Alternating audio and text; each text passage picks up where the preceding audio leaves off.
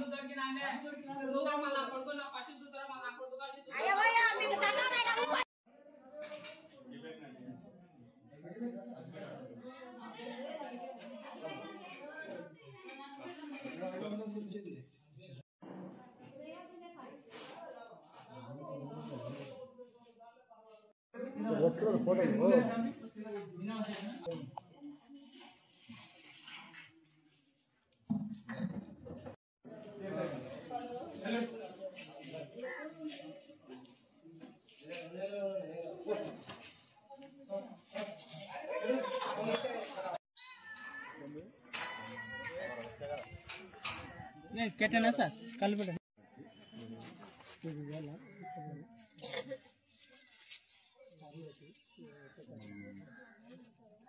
తాగిందనే సమాచారం మేరకు కళ్ళు శాంపిల్ చెక్ చేస్తే దాంట్లో ఫర్దర్గా ఏం రాలేదు.